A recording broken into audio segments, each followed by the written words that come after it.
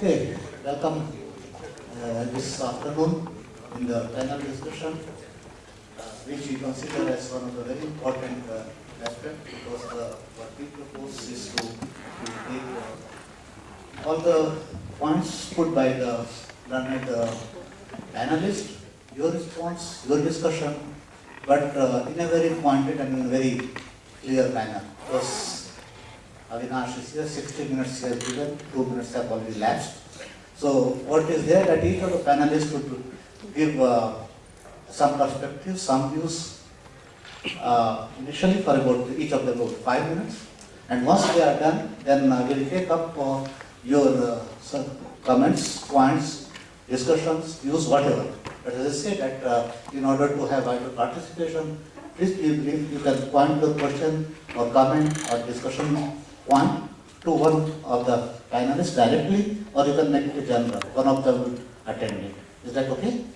So welcome everyone in this one, and I request Dr. Galgati to start the discussion. Okay, I will actually, I said a lot of what I wanted to say on Monday, but I would like to reiterate some of the points, basically. Transport is very unique in that it is very difficult to decarbonize, first of all. And it is completely linked to oil, because 95% of transport energy globally comes from oil-based liquid fuels. Let me know when I have 2 minutes. Yeah. Oil-based liquid fuels, and 60% of all oil goes to transport.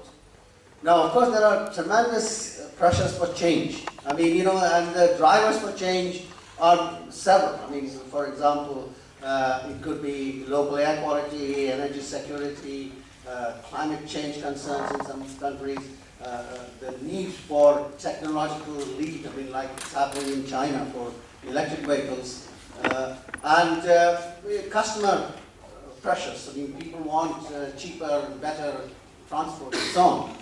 Now, these drivers are different in different areas, and they are different at different times. And I think when we need to understand this, and also there are many interacting forces which affect transport energy development, just like it does in all energy development.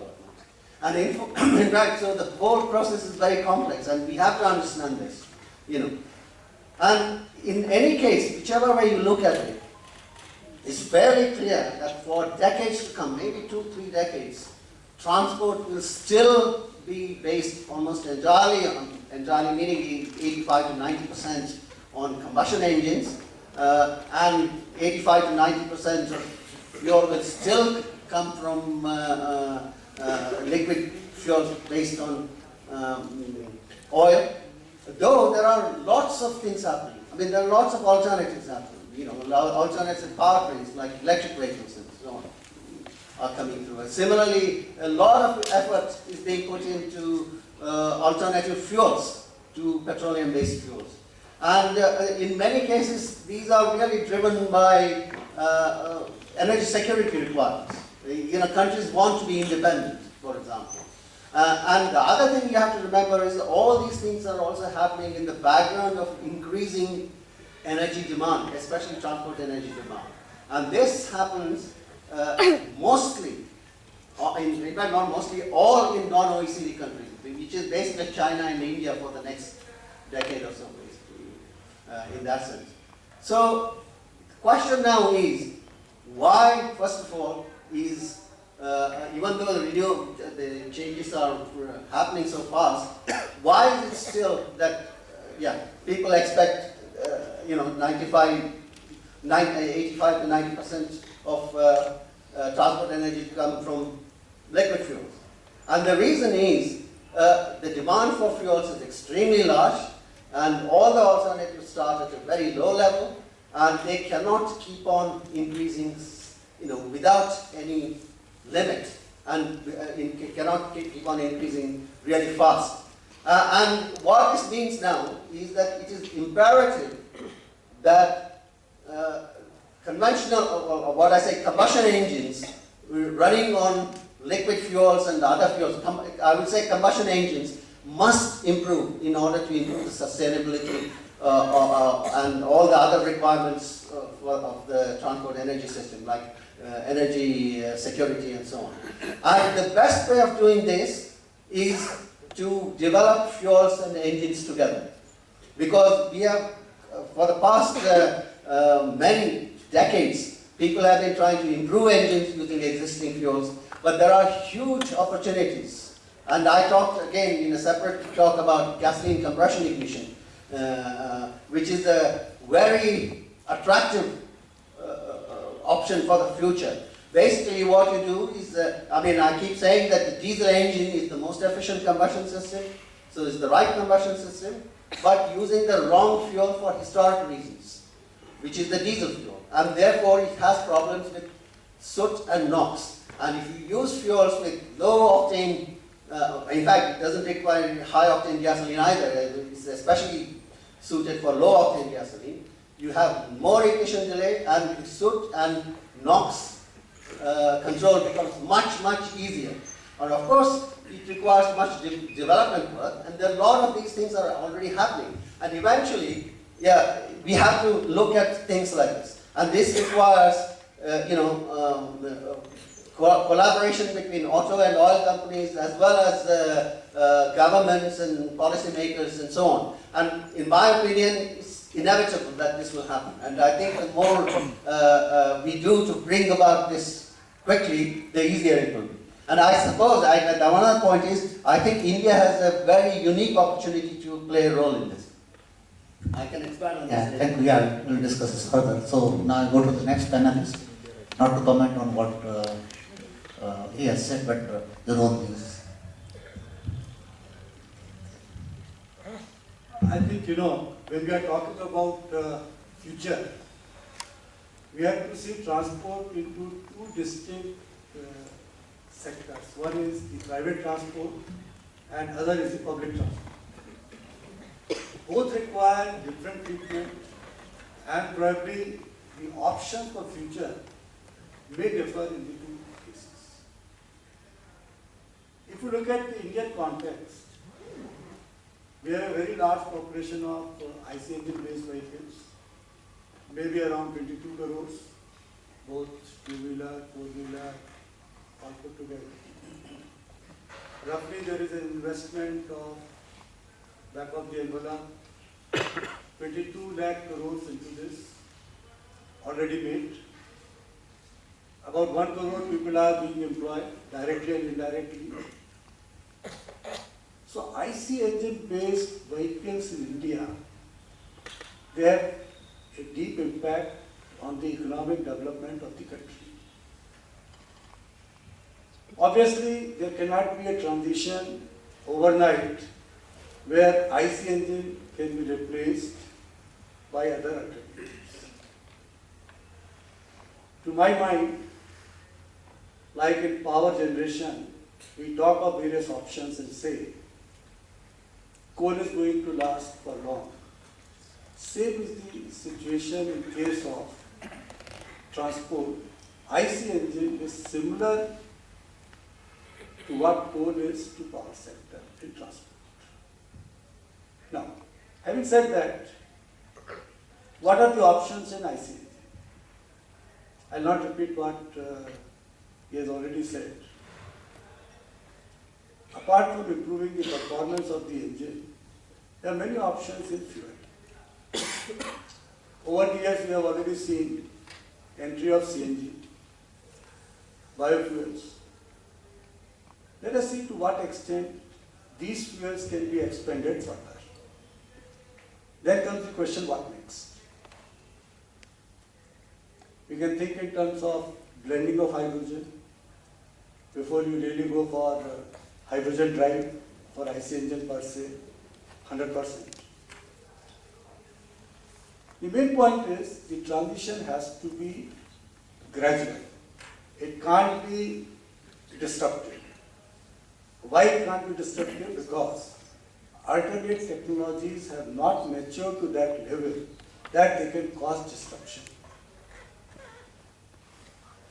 Now, other than IC engine, we have electric drive. If you look at the public transport, electric locomotives are there, electric buses are there. So to some extent, electric drive that exists. And same thing can continue to expand so far as the public transport is concerned. But when you come to private transport,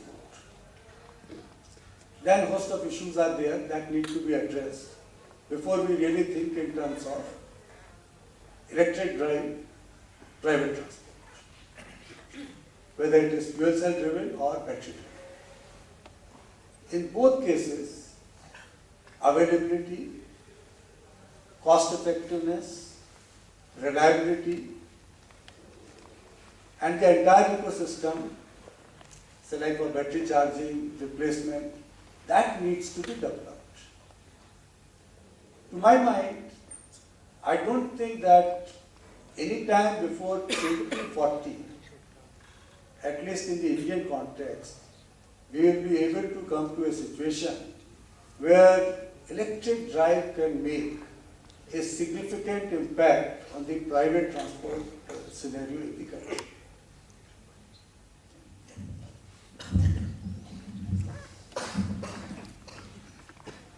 Sure. I work for Mahindra's, so a lot of the research and technology that we do is driven by what the customers want. So the customers definitely want higher fuel efficiency, lower total cost of operation, not just low initial cost, but lower total cost, and also ease of use or easy to maintain. These are the kind of vehicles that customers across different segments ask for. So we have to basically invest on those technologies which will address these three customer requirements in terms of higher fuel efficiency, lower total cost of operation, and also lower maintenance, easy to maintain. These things drive a lot of the new technologies that we work on at Mahindra Research Valley in Chennai. We have about 3,000 engineers working on the next gen products for this. So one of the top areas for us is to come up with cleaner and more efficient ways of combustions, looking at alternate fuels, developing technologies, after treatment technologies to leapfrog from BS4 to BS6 and make it possible as early as possible, and look at also technologies that will bring in new dimensions which do not exist today. So if you look at the short term, which is the next 5 years, it's all driven by our ability to meet BS6 norms and bring products to the market. At the same time, make sure that the customer is happy in terms of better fuel efficiency and lower total cost of operation and ease of maintenance. This will keep us busy in the short term, which is 5 years. If you look at the medium term and the long term, which is anything beyond 5 years for us, we expect 3 key areas to drive all the innovation and technology development. That will be electric vehicles, autonomous vehicles, and connected vehicles. These 3 are going to shape the future of mobility. As my fellow panelists remarked, some of the things are still not ready. Infrastructure is not in place for charging electric vehicles. Same way, if I talk about charging my electric car by connecting to the grid, which is again powered by burning fossil fuels, then electric car is not clean. So we are just shifting where we are polluting. So what this brings in is a very interesting element of bringing in the energy and the mobility industry together. Only if I can generate electricity by renewable means and then use that electricity to charge my electric car, then I can claim that it's a very clean mobility technology. So one of my panelists talked about private and public transportations. So there's yet another new element, which is owned and shared transportation. Owned vehicles, again, are on the decline. The future would be shared vehicles, which is the Ola and the Uber model. The lot of the technologies which will emerge in the future will depend on these shared vehicle people, the Olas and the Ubers, what they will adapt. What do they see as more convenient for their business models? Because the future is shared mobility. So we have to keep this also in mind when we look at various technology options. Thank you. Can go to next. Hi, I'm Prashant. I work for a company called Caterpillar. We make this large gensets, small engines, large engines. We also make off-road machines that these engines go on to. So we are a transportation business, but in the front end and the rear end of it, we sort of make the machines that make the roads and make the machines that sort of get the stuff out of the mines to be able to make steel and coal and all of those things. So I guess a couple of comments here. I heard very high level overview of where the future might look like. I heard some specific details about what might be coming next 5 years. For us, we are in this interesting situation where we just a few years ago got out of Tier 4 final. For those of you who are not used to the off-road version of emission norms, that's the recipe for a Tier 4 final would look very similar to the Euro 6 that you just mentioned. So you're going to have SCR systems and DPF systems.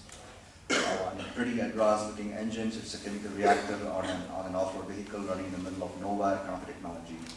We just are getting out of that, and some of our logics are out of that very recently. So what's next for us? So this, once you are done with BS6, it's really close to zero emission norms.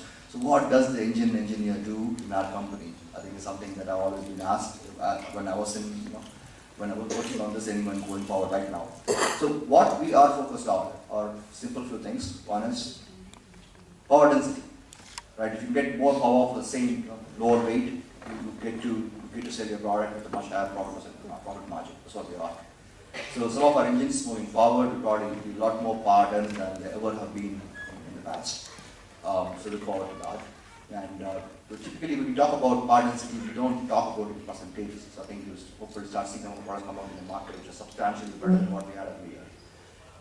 Other aspect is the continuous journey of this. Nobody seems to really like DPFs and SCR systems. What I mean by that is all of us have it, right? All the customers have it. They're all working well. They do well. They meet the regulatory requirements. They meet the good requirements. They meet the life requirements. But it's one of those things like, you have your child, you love your child just enough that you have your child, but you still are not very happy with what your child is doing. We are in that situation. So a lot of effort is going towards figuring out, okay, what if not DPF, then what? If not SCR, then what? I don't think there has been a robust solution yet. There are a lot of recipes that came out of Europe, especially in the recent years, of not using a DPF for meeting Tier 4 final code regulations. And the Europe came on board and they said you're going to go have and do a particulate number, which hence you have to almost by default use a DPF system moving forward. I think all for good reasons, but I think there's a lot of work being done in that arena of in-cylinder soot reduction. This continuous effort to reduce soot in cylinder and to be able to reduce your burden on your optical system will continue to be Other aspect we're seeing a lot of it is in the arena of spoke of connected vehicles. We talk about connected engines, connected gensets, connected machines. So we probably are throwing out a couple of big gigs of data every second, every minute out there at this point of time. The nice aspect of that is, so what do we do with all this data? Data is fun as long as you can make sense of it, draw some conclusions based off it, and eventually add more value back to the customer and hence be able to make money out of it. Right? That's basically how we typically operate. That's where we're spending a lot of efforts, in terms of outside the engine, outside the machine. How do we ensure we have call it a smart iron in our company? How do you ensure you get this data you want? You can tailor your products to a particular application. You have a good understanding of what BMEP that machine runs at. What are your component temperatures look like? What does your welding temperature look like? Things like those, which gets a lot more detail of a machine operation and any operation what we're going after. So again, like I said, for me it's been interesting times. So power density is fun, connected engine, connected work sites, connected machines, very interesting. And then how do we not have multiple fluids on our current machines? Urea fluid, and a diesel, and an oil, and a coolant, and multiple kinds of. It's definitely a lot more cumbersome than we would like it to be. So we can work in that area. Thank you. Good afternoon, everyone. I am Uma Maheshwar from GE Aviation. I know all of you, towards the end of this session, conference, you're all interested and you want to probably walk away with a few takeaways. And so I want to tailor my talk around what you can think about in terms of mobility in the future, and also how each one of us can influence and play a role. So I would like to tailor my talk on 3 themes. One is, what are some of the things that we see externally, the environmental factors, the external factors. And the second thing is around, coming from aviation, I want to give you some perspective on what's the internal view from an aviation industry. And third, I would like to share some thoughts on what we see as a future in mobility and in particular around aviation. So let me start off with a disclaimer. I'm not an astrologer to predict what is the future. However, I can share some perspectives and insights. So if you take environmental, the external factors, there are a lot of things which are influencing aviation industry today. Just to tell you, few decades ago, there were no regulations, meaning you can take a flight, you can have an engine or an aircraft which can make as much noise or as much pollution, because at that point of time, even to fly was the biggest thing. The focus was around efficiency and thrust and cost efficiency, etc., etc. But then in last few decades, there are very stringent regulations. And the good thing is that the regulations are going to be a lot more stringent going forward. If you take aviation as an industry, it contributes around 2% to the overall emissions. But in terms of the GDP ratio with respect to the emissions it produces, it's much better than any other industry. That doesn't mean that it's going to remain like that. The aviation industry has taken very active interest to put norms, and we are going to see dramatic reductions. Today we only have the emission regulations around takeoff and landing, but we will see in future emissions regulations for the entire flight cycle, and also including particulate matters and other things. So it's going to be a lot more challenging when you have to design a propulsion system which meets multiple requirements. So that's from an external standpoint. The second thing is, there's a lot of talk around alternate fuels, and I'll share my thoughts. We need to really look at, are we really going to address the sustainability by introducing alternative fuels in the field of aviation? Because you need to make sure that the fuels are available, the logistics, the transportation, the cost effectiveness, all of that needs to be addressed. So it's going to be very, very important, because the plant which produces the biofuels, one of the plants, is the most polluting plant. So it doesn't really address the problem of sustainability. Now, when you look at the future of aviation, we are in the era of disruption. We are going to see a lot more radically different ways of flying. There's a lot of talk about consumer drones, using electrification. Is it going to hit us today? Probably not. But I can tell you, with the current technology of battery, electrification, etc., we can fly for 2 to 4 seater aircraft in a cost-effective way. It can compete with the current propulsion system. The question is cost. It will take some time for us to address the cost, but technologically it is there for 2 to 4 seater. In the next 10 years, we are going to see disruption in the 20-seater type of aircraft. And definitely 25 years, 30 years from now, we will see electrification in, say, 150, 200-seater passenger. However, again, from aviation, it is important for us to know that 80% of the passengers, or the total, the passengers, are in the area or in the category where the flight is more than 900 nautical miles, where the electrification is not going to address the problem. So 20% of this will be influenced by electrification, but the remaining 80% will rely on the conventional fuels. So dramatic reductions in emissions in last 20 years, almost like 85% reduction, and we are going to see a lot more reduction in the future. So it's a great news, but for all of us as engineers, it's not an easy problem to solve. You need to improve efficiency, you need to reduce cost, weight, emissions, noise, and improve the reliability, all simultaneously. And those of you who are familiar with the propulsion, aviation, you know that it is going to be a lot more challenging. So I think it is going to be a very, very interesting time. There is no better time to be an engineer than right now in the field of aviation. Thank you. So we have heard the views on varied aspects of the theme. And now I would like any question, comment, discussion from the house. If one of you has any comment, any point, or any discussion point, yes, please.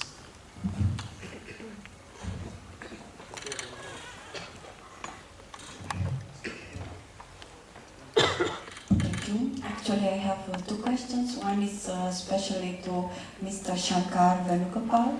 You mentioned about connected vehicles that you are studying or you are predicting that they will become very important in the future. We all know that it's important to ensure also the security of the data communication in all these cases. And I was wondering whether the efforts are a bit correlated, let's say, with the European efforts in this direction. I mean, data security is quite important. And the second question or a thought, what I wanted to share, is that everything was about the land transportation and aviation a bit, but I didn't heard anything about water transportation. Are there also efforts related to the future transportation systems? Maybe one of the panelists can say So something. first would like to answer. I mean, let him answer, and then I'll say something about Very quickly on the connected vehicle. So we launched our connected vehicle platform called DigiSense last year. So a lot of it is on the cloud. So safety, security around data doesn't essentially mean that we should hold on to it. We should be able to share it with the right people. That's very important. And many people refer to data as the future oil.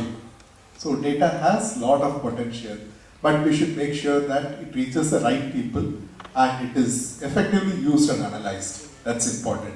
But the cloud is the heart of our connected vehicle technology platform that exists today. It's called DigiSense. And we are able to create a lot of value by analyzing this data for our customers. Whether the person owns a fleet of trucks or is a farmer with a bunch of tractors on his farm, for either of them we are able to use the same technology and deliver great value. But this is possible because we are sharing the data with a select set of people who have different expertise, who are able to analyze and draw very rich insights from this. So definitely, you'll be sharing the data with all the right people. At the same time, make sure that it doesn't reach the wrong people. So that's a conscious call that we need to take. But going forward, data will constitute a very, very important part in the various business models that we build around connected vehicles. About marine, of course, marine also there is tremendous pressure to change. Marine is about, globally, about 11-12% of the total transport energy, but it's obviously very important. The major thing at the moment is to remove sulfur from marine fuels, and that has going to that's going to have a big implication for refining as well as ship owners and so on. But also, in order to improve efficiency, they are trying all kinds of things. I mean, in fact, sails are being, considered for big, heavy tankers in order to improve their fuel consumption, reduce their fuel consumption. And there's a lot of interest and I think possibility for moving from heavy marine oil to things like liquid natural gas for big ships, because it makes some sense. But what's holding this back is again cost at the moment. But some of these things will be forced from local environmental reasons. For example, the European regulations now will require ships to run on diesel. I mean, when they are near or near the ports, for example. And so people might then go to natural gas. And it all depends on how cheap the natural gas is. But there are lots of changes happening, and once again the focus is efficiency and improving, reducing fuel consumption. I would like to add a couple of things around, the data security, and how data is actually going to change the way we address the sustainability. So I can give an example, one from marine and transportation, and the other one from aviation. So if you take, for example, flight. When flight is about to take off, particularly in busy airports, we don't know how much pollution we actually create, because it's about to wait and it's not taking off, and it actually pollutes a lot. And the solution is by using digital things. So we have digital technology. We, at a system level, at an aircraft level, we analyze, and we can come out with a flight path which is the most optimum from efficiency and also from emission standpoint. Just to give an example, I can tell you we can today reduce around 2%, and we have programs with airliners to say you share the data and we will promise 2% reduction in efficiency, improvement in efficiency, and X% reduction in emissions. That's one. Other one is the technology is also used for transportation, the rail transportation. Similar thing, how do we really balance the entire system using actual data and actually optimize? So we have seen tremendous improvements there. And on marine, the same technology, the same aviation jet engine technology actually goes into some of the sea transport, vehicles like submarines or ships, big ships. Again, we have seen tremendous benefit of using data and optimizing. One quick comment on the marine aspect of it. I think the part density comment I made, all of those things are translated from a normal engine to a marine engine to a jet engine, things like those. The one thing that's happening in India, which is pretty, I'm looking forward to some kind of conclusion, is all of a sudden, last couple of years now, there is a lot of focus back on Indian waterways. There is expectation there's 40,000 kilometers worth of Indian waterways in the country, where you will start seeing material being moved. So Ganga and Brahmaputra seems to be initial few other trying to give it a shot. So I think that is where I see focus in India to move towards Indian waterways based mechanism. So the current government seems to be pretty aggressively moving towards that. There are some, of course, India-based challenges in terms of size, in terms of depth, and things like those, where there have to be some pretty interesting solutions to be found, both in terms of visitor design aspect, in terms of the engine requirement and things like those. A lot of focus on methanol as a fuel for some of these parties application. A lot of press on that. I'm looking forward to see where we end up in that whole conversation. So all in all, I think at least in an India perspective, I think a marine view change moving forward. From being India used to be a very large Indian railway, move your stuff through railways country to a lot more road. Roads are getting better, so you can move stuff with the roads faster, cheaper, more reliably, and maybe long term, the waterways will come along, and then that will make all of us look at this a bit more differently, I think. Thank you. Any other question now? Yes.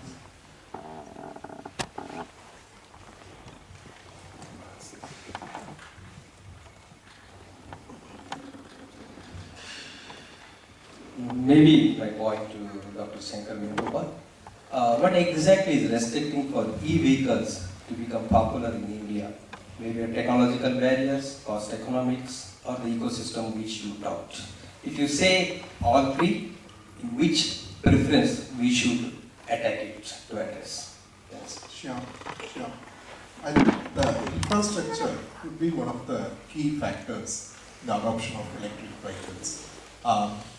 In terms of the charging infrastructure, the network of charging stations that we are able to build across the country. And also, we are used to driving our cars into a petrol bunk and driving out in 5 to 10 minutes. So we don't like to spend more time than that to refuel our vehicles. So the charging also has to be fast enough to enable this. Today, the best of best superchargers takes about half an hour to reach 85% charging. So that is one aspect in terms of infrastructure. Second is in terms of battery price and battery performance. battery price has come down by almost 80% since 2010, over the 7 years. So, as more and more batteries are being manufactured and as they find more applications, the cost of the battery is going to come down. So there is still a long way to go, because this 80% fall is not sufficient. The price has to come down further and the performance has to go up in terms of enabling longer range and also the safety aspects. All of us know about some of the safety concerns around lithium-ion battery packs, so that also has to improve. So battery performance and price would play a very key role after the infrastructure readiness. I think these two will be very key factors to drive long-term adoption of electric vehicles on the Indian roads. And the shared mobility is in fact accelerating the adoption, because you and I would drive our vehicles maybe for 2 or 3 hours in a day, whereas the Olas and the Ubers would use the same vehicle for about 20 hours. So the return on investment is much faster. So some of them are eager to adapt these new technologies. They are ready to experiment and see if it is more profitable for them. So if that works out, maybe the adoption will happen even earlier than what we expect.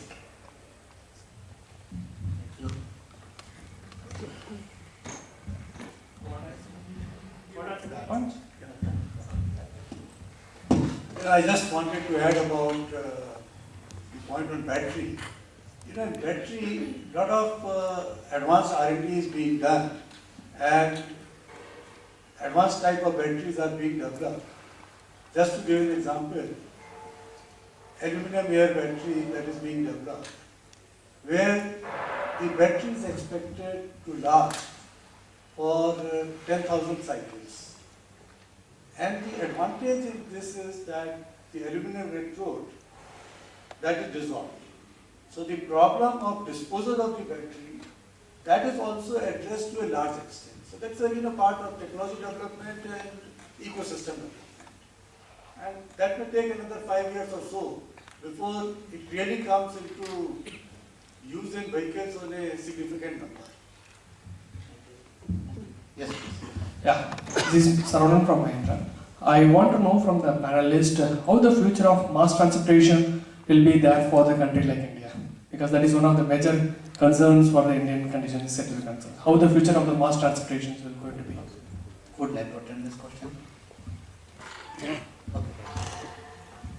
I think if you see over the last decade, there has been a conscious effort by the government to encourage mass transport, whether it is metro or dedicated corridors or dedicated expressway.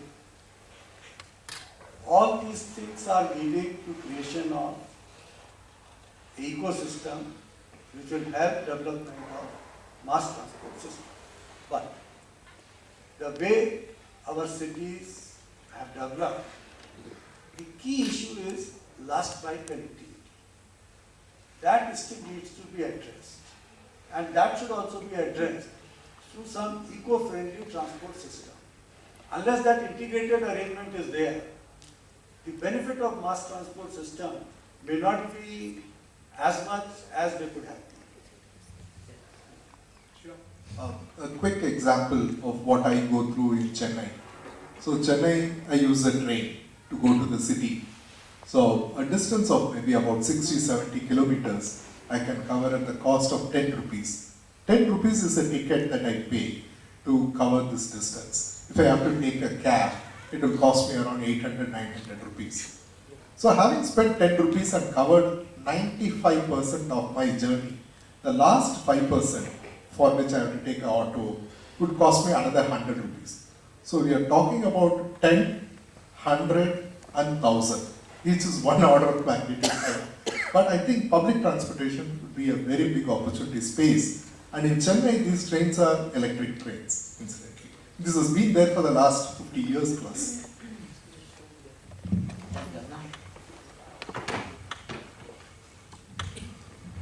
Yeah, my question is that in India nowadays we think that we hear a lot by 2030 the whole country will be electrified. And there are very strong statements coming from the center which are very damaging to the automotive industry, which employs, if not more, about 2 crore people, direct and indirect employment. I was just discussing with Dr. Bhargav the assets of vehicles, 22 crore vehicles. We are talking of 22 lakh crore rupees worth of vehicle infrastructure, only in terms of vehicle hardware. For a country like India, where our primary, secondary, tertiary education budget is 60,000 crore only per year, how sensible it is and how doable it is to completely electrify. Is it the right choice? Are we going in the right direction? Can you throw some light? You mean complete electrification of transport sector? Transport sector, yes. Transport, both railways as well as road transport. Include, perhaps also include in waterways now, what we are talking? No. Would like to take up this question? Not yet. Well, I have made my views very clear when I've given my public lectures and private conversations. It's not possible. I think you could make any policy you want, but it's not achievable. And if the governments force this, and you've already mentioned what the economic consequences are. But, and as you said, before you persuade people to buy electric vehicles, you have to invest in the infrastructure. And the cost of this are extremely high. And having done all that, the overall environmental impact will be highly negative, because the electricity generation in India certainly will not change quickly enough for greenhouse gases to be reduced. And secondly, there are all sorts of negative environmental effects, human toxicity effects, etc., which are not talked about at the moment, even in the West. And as soon as the number or the share of electric vehicles, I'm only talking about battery electric vehicles, by the way. I mean, electrification can mean hybridization, which is inevitable and it will happen everywhere. That's just, you have to take it as granted. But battery electric vehicles, if they are forced, from right now globally, there are about 0.2% of the total light-duty vehicle car park. And if you want to take it to even 10% or 50%, there are about 1.2 billion cars in the world now. So if you want to go to 10%, you're talking about 120 million cars. So that's about 60,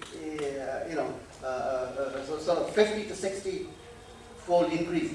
And if that happens without any anything in place to mitigate the environmental issues associated with battery production, it will be a disaster for the world. And this is the reason it won't happen, in my opinion. As I said earlier, that, and that's what I mentioned about different approach for private and public vehicles. This kind of thing, if at all has to happen, should start with public vehicles. But the time frame is key. As the investment, which I mentioned earlier, has already been made, phasing out investment over a short period of time may not be good for the economy of the country. So, what is important is, rather than phasing out, we should look at that whatever new vehicles are being acquired, a sizable percentage of those new vehicles, that could be based on e-mobility. But, as we already discussed, Shankar had said, the ecosystem that needs to be set up first. Second thing is, when we are talking about public vehicles, because of higher rate of utilization of the vehicle, return on investment will be far attractive compared to the private vehicle. That's why I wanted these to be separately dealt with even at the policy level. Now, talking about railways. Railways also, I think, it's a large number of diesel locomotives. Same way, they need to be phased out over the life of the diesel engines. But wherever new electrification is taking place, obviously that will be the preferred choice. And that rate should be enhanced.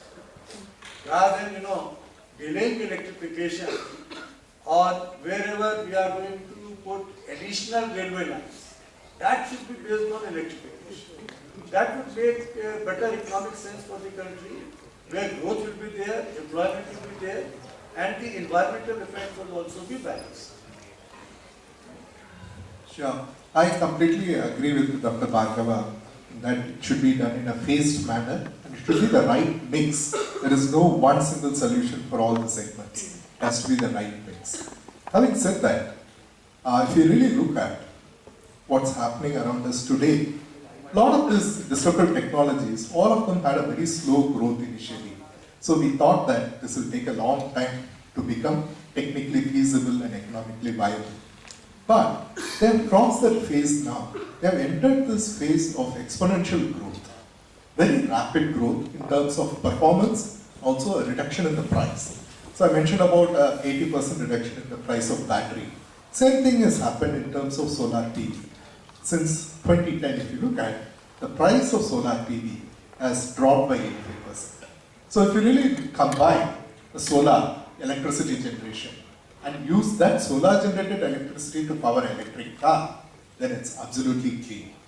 Very recently, there is this company called Local Motors, which made a 12-seater minibus called OLI, O-L-L-I.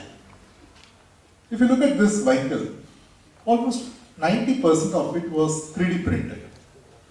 And this vehicle does not have a driver. And it doesn't have any intelligence in the vehicle also. It has just a few basic sensors. Sensors look around the environment, pass on the data to IBM Watson, which is sitting on the cloud. Watson processes all the data and sends back instruction to the vehicle to navigate through a crowded traffic. So this demonstration was done about a year back. So what we are seeing here is exponentially growing technologies which are all converging together. Here, 3D printing, cloud computing, vision, computer vision, autonomous vehicle, all of this converging in one single product which is able to navigate through a dense traffic, a real life situation. When such things happen, all our assumptions, everything goes for a toss just in an instant. So that's the kind of interesting times we have ahead of us. So we need to be very, very quick in responding to the changes, learning the new technologies, and participating in all the innovations that's happening around us. That becomes lot more important than betting on one technology versus the other. We have to actively participate in the changes that's happening around us. And it's important for us to be the disruptors rather than being disrupted. So that's a conscious choice that we need to make. I would request panelists to specifically address the questions that are being posed by the audience, not giving the general overview again. Thank you. So, I would like to take up the question. Yes, please.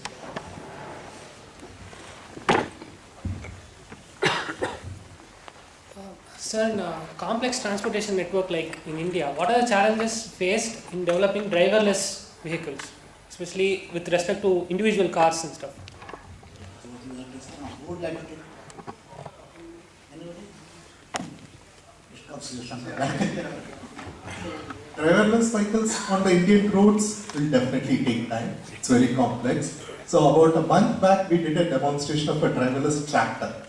So this is working very good and the farmers want it. So we are working on a driverless tractor. And definitely we will look at a few more off-road applications like mining. There's a big opportunity for automation in mining. So we can also do border patrolling. So it's the Siachen Glacier. Why should we risk the life of a soldier? Yes. It could be autonomous vehicle.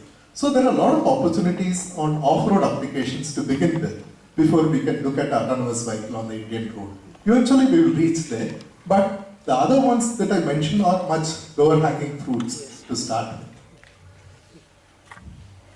Next.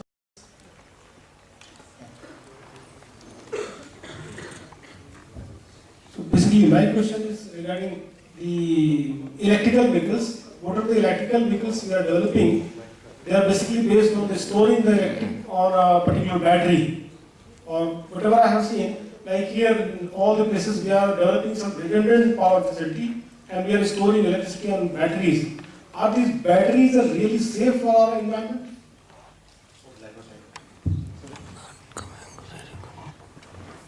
And as I said earlier, in case of batteries, there is an issue of disposal, and that is true with many of our renewable energy technologies. More important is to develop a standard procedure for disposal of batteries and ensure that it is meticulously followed. Because many of the materials that are used in batteries, they can be recycled. And as much any material is recycled, the chances of damage to the environment are reduced significantly.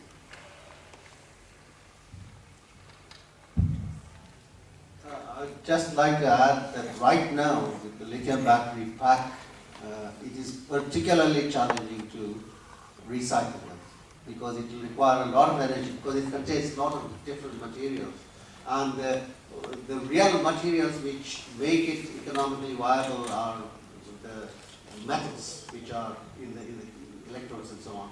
And it's very difficult to get to them. But it will eventually happen, I suppose. But at the moment, it will be very energy intensive and economically challenging. I mean, people are working on it, obviously. But, he's got a comment. Can we exit? So, I have seen the instructions on the all the batteries that you have to recycle it properly. But are we following it or are we waiting for the environment? When it starts destroying our environment, we will start thinking about how to do that. Do we have such plans, any kind of plans for that? Actually, as far as I know, somebody might correct me, but as far as I know, certainly in the West, there haven't been enough batteries to recycle. We haven't got to that stage yet. You know, this is fairly new. But governments are working on this as well. Dr. Bhagava might want to say something. You know, as far as batteries are concerned, there is the whole range. It starts with even the small nickel-cadmium cells we use in our devices to large batteries. There are regulations, and in many cities, now disposal centers have been created for such batteries. But compliance, I agree with you, is still in a very early stages. In many of the things, as you know, regulations exist, but our level of compliance is at this moment of time rather poor. But we will have to overcome that situation. Thank you. Any next question? We'll take one. Yeah, please. Maybe I'm trying to ask from an international perspective. To the panel, how soon do you think flying cars will be available to common people? And if I look even further to the future directions, do you think mass transportation to Mars will be made affordable for common people?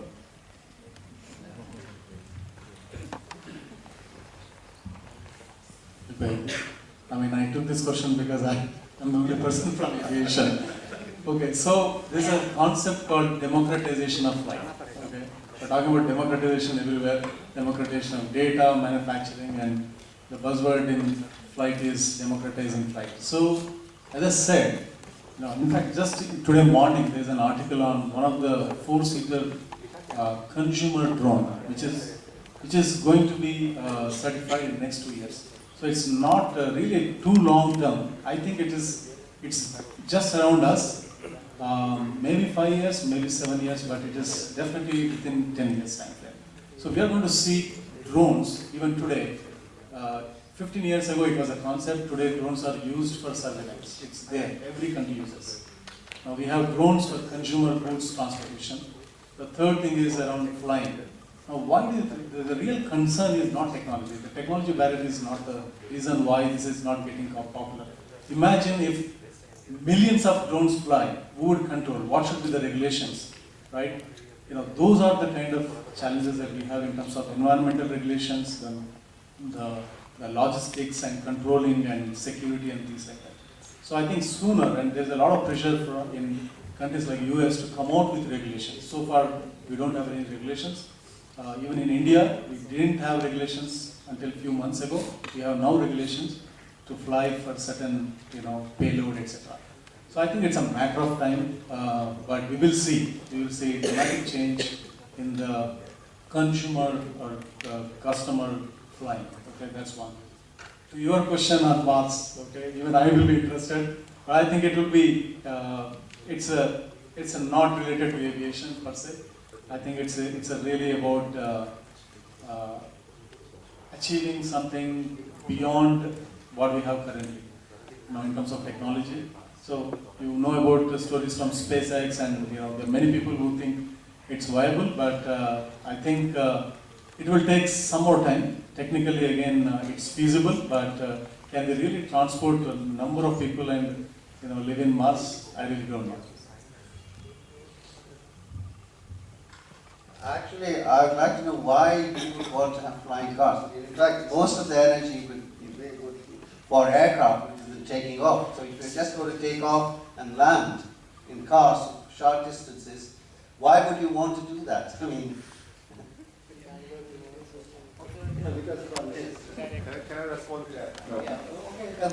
Respond very quickly, please. Yeah. Well, because you see, in India, I've been to many cities, not only in India, I've been to many cities, even nearby in Bangkok, Kuala Lumpur. Because the car is limited, on the road is limited, so you can make use of this space on purpose. I think that will free up a lot more spaces. Okay, we'll take up the last question, if anyone has it. I have one. Yeah, okay.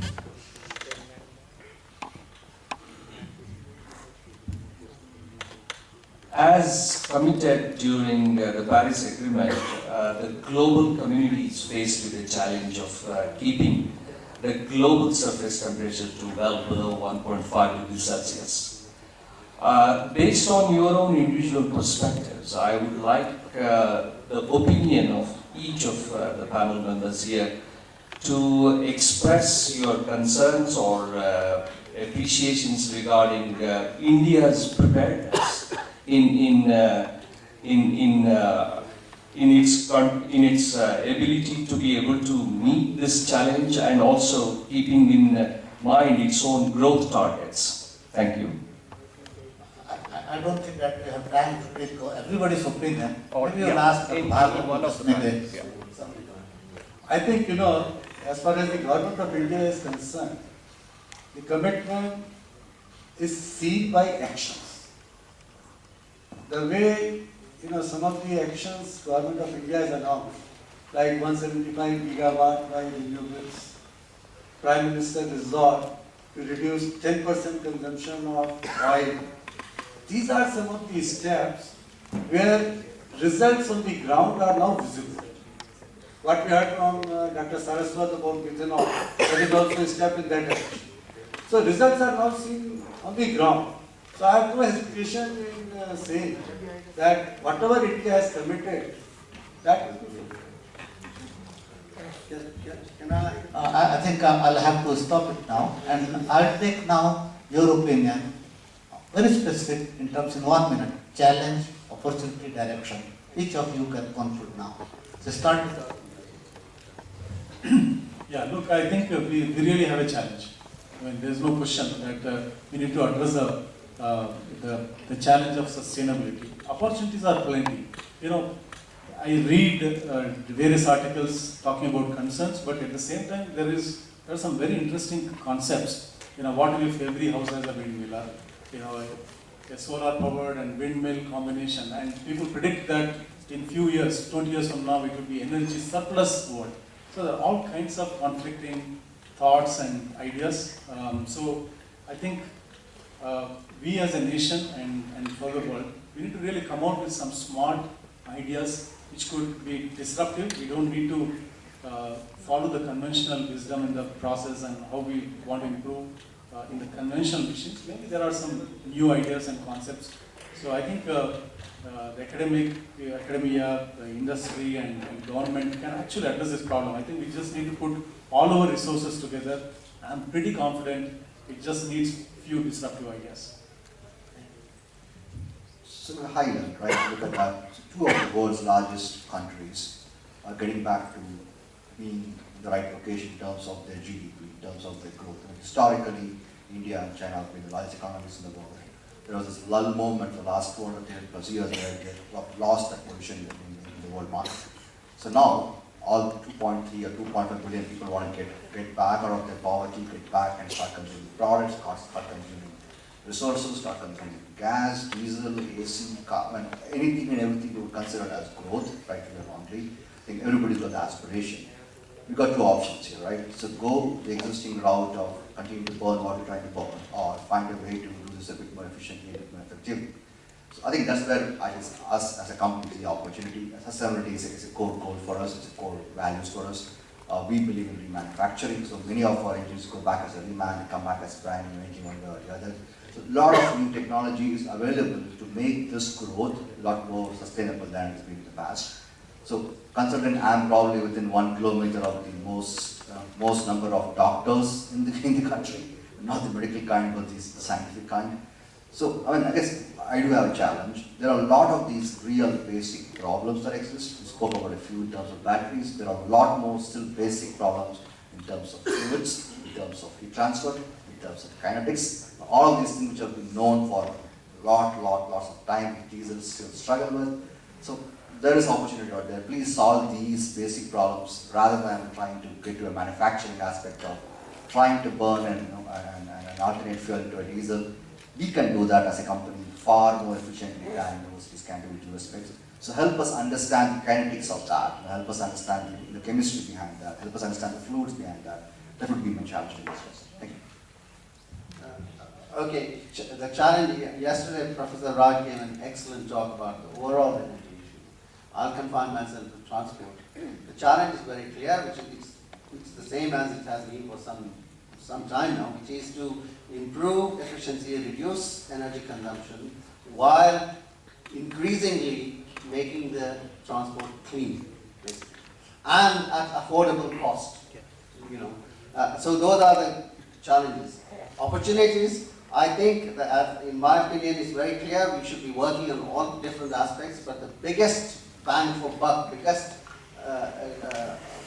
chance for success is in developing internal combustion engines further to achieve this, and that can be best done by running different fuels in internal combustion engines that we don't usually do.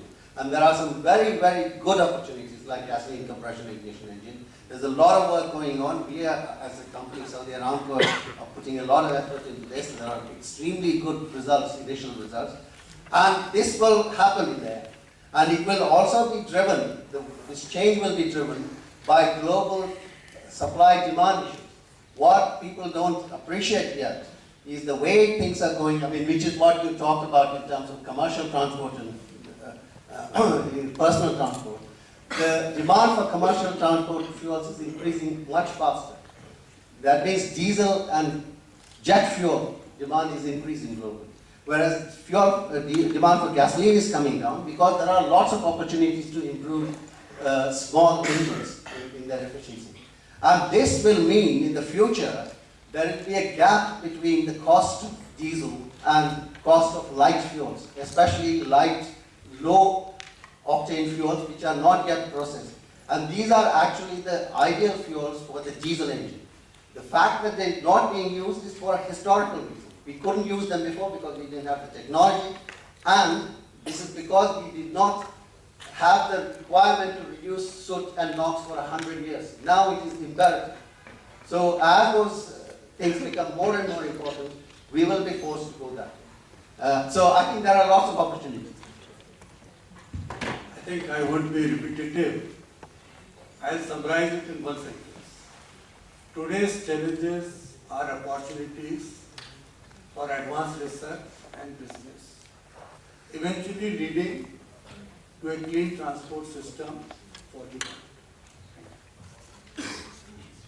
So the one challenge I'd like to focus myself on would be the pollution from vehicular emission, how to bring it down. And the immediate opportunity for us is the opportunity to leapfrog from BS4 to BS6 in a cost-effective way, at the same time delivering value to the customer. In terms of directions, the future directions, it's basically the emergence of electric mobility and its merger with renewable energy sources. Thank you. So I hope all of you found this wisdom expressed by the learned panelists very useful. The message is very clear: clean energy, clean environment, affordable cost, mass transport, and so on. And this is what we have been trying to say as the motto, as the logo, as the aim of this of society. So with this, I would like to thank all the audience who interacted with the panelists, and I would like to thank you very much to all the panelists for their participation, for attending the questions, etc., and expressing your view on these challenges of projects and directions for future transport system. We'll prepare your inputs and the discussion points, and we'll make our recommendation, and this set of recommendation will be circulated to all of you, and once you see it, and it will go to the society's full committee, and subsequently will be sent to different organizations, government of India. That is how we would like to. So let us thank our panelists. So we come back to you in 16 minutes. Thank you, sir. Thank you very much. Thank you very much. I think this was a very interesting discussion. We had representation from oil exploring companies. We have representation from world's biggest oil company. We had representation from India's biggest automotive company. We had representation from GE, which is into aviation, and heavy duty engine manufacturers, Caterpillar. And I think the inputs are already with you. We will make the summary, and we will finally, after getting approved, we'll send it to different ministries and also to the Prime Minister's office for their consideration. I would now like to request Professor Kamania Chattopadhyay to please come on stage and do the honors for our distinguished panelists and for our moderator, Professor Ashok Pandey. Professor Kamania Chattopadhyay is country's foremost materials specialist and materials researcher, and we are very privileged to have him amongst us. So I would like to request Dr. Venugopal to please come.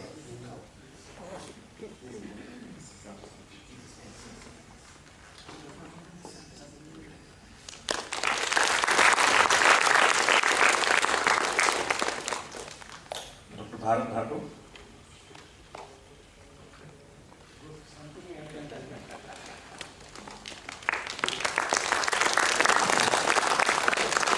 Dr. Uma Maheshwari.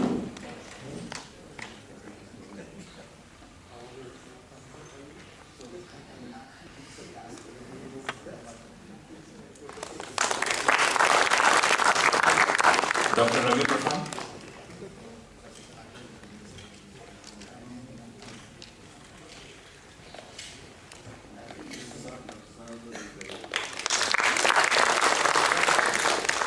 Dr. Gautam Kalgatti.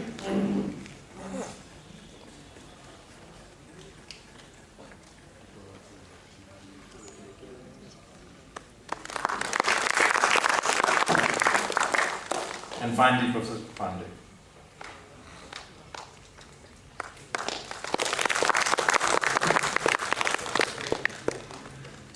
Time for a group picture, I guess.